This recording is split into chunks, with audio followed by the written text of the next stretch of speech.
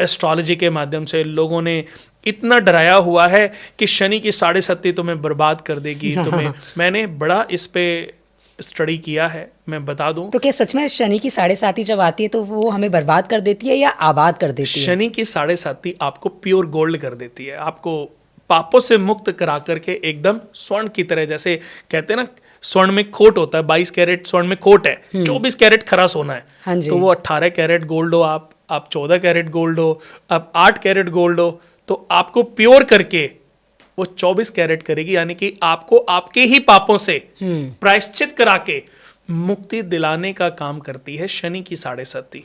तो शनि की 7.5 किसी भी वे में गलत नहीं होती। शनि की 7.5 ऑलवेज अच्छी होती है, और जब मनुष्य के जीवन में आती है उसको उसके पापों से मुक्ति दिलाकर उसको सुख में के रास्ते पर ले जाने का कार्य करती है। तो मैंने आपको बताया, फर्स्ट सबसे पहले योग, फिर नक्षत्र, फिर राशि, फिर लगन और फिर ग्रह स्थिति। आज आपको हार्ट की प्रॉब्लम के बारे में जानना है तो 4th हाउस में ये इंडिकेशन मिलता है, अगर बृहस्पति नीच राशि में बैठे हैं या आपकी पूरी कुंडली में बृहस्पति कहीं भी नीच राशि में बैठे हैं, तो आपको आपकी हेल्थ के प्रति सावधानी बरतनी होगी। बहुत सारी लेडीज को गायनिक इश्यूज होते हैं। जिस लेडीज को भी गायनिक इश्यूज होंगे ना, उनका चंद्रमा पीड़ित होगा। चंद्रमा से स्त्रियों की बीमारियां देखी जाती हैं, चाहे पूरी बॉडी में ऊपर से लेकर के नीचे तक की जितनी भी बीमारी हैं, उसमें चंद्रमा का बहुत बड़ा रोल होता है। किसी लड़के की कुंडली में चंद्रमा शनि के साथ नहीं होने चाहिए। अगर विष योग बन जाए तो गायनिक इश्यूज बहुत ज्यादा रहेंगे, सिस्ट पैदा हो सकती हैं, वो सिस्ट कैंसर का रूप ले सकती हैं। गायनिक इश्यूज में ज़्यादातर उनको बहुत सावधानी केयर रखनी चाहिए, क्योंकि जरा सी लापरवाही उनके जीवन को मृत्यु के कगार पर ले जा सकती है।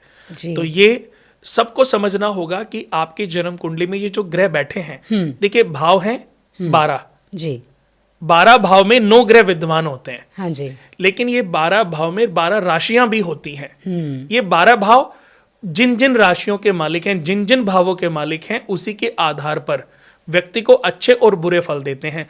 बट ये किस राशि में बैठे, मित्र राशि में बैठे हैं, उच्च राशि में बैठे हैं, नीच राशि में बैठे हैं, किसी के साथ चंडाल योग, ग्रहण दोष, अंगारक दोष बना है, तो इसका मतलब कुछ ना कुछ पाप कर्म तो आप ऐसे करके आए हो जिसका प्रायश्चित करने के लिए आपका जन्म हुआ है जी।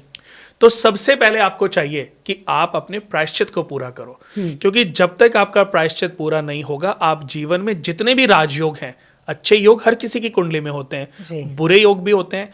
तो पहले समुद्र मंथन अगर करने हम निकलेंगे ना, तो पहले विष आएगा। जब विष का सॉल्यूशन कर लेंगे फिर अमृत, तब अमृत तक पहुंचेंगे। और ऐसा नहीं कि सिर्फ अमृत निकलेगा, अश्व भी निकलेगा, ऐरावत हाथी भी निकलेगा, कल्प वृक्ष भी निकलेगा, नवरत्न भी निकलेंगे, अप्सराएं भी निकलेंगी, लक्ष्मी माँ भी निकले, बहुत कुछ प्राप्त होगा जी। लेकिन मंथन करना है आपको, आपकी समस्याओं का, आपके पापों का, आपके दोषों का मंथन करके उससे जो विष उत्पन्न हो रहा है उसका सॉल्यूशन ढूंढना है।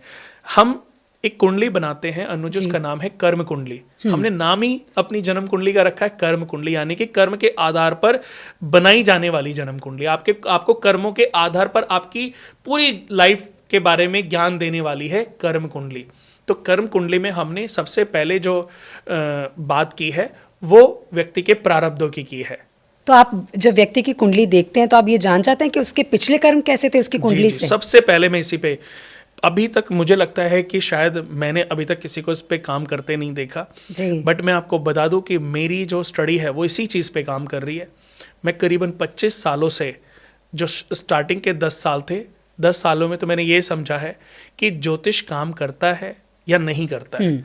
जब मैंने पाया ज्योतिष काम करता है, क्योंकि पहले तो जितना भी ज्योतिष करता था मैं शौकिया करता था, किसी के घर गया, किसी को बताया कि ऐसा कर लो, ऐसा करने से ये होगा, लोगों को फायदा होता था, लोगों की ग्रोथ होती थी, तरक्की होती थी। फिर लोग दोबारा बुलाते थे कि कुणाल भैया एक बार मेरी सिस्टर को मिलना है, एक बार मेरे भाई को मिलना है, मेरी बुआ को मिलना है। दिल्ली भी आगमन मेरा ऐसे ही हुआ था। हमारा मेरठ में एक दोस्त होता था, वो मुझे बस में मिला था, तो उसने मुझे बोला मेरी सिस्टर दिल्ली में रहती है, वो मिलना चाहती हैं।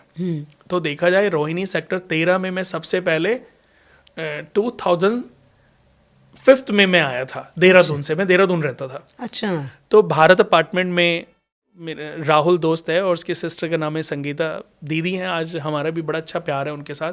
तो उनको वो घर खरीदना होगा, तो उन्होंने कहा कि किसी से वास्तु कराओ।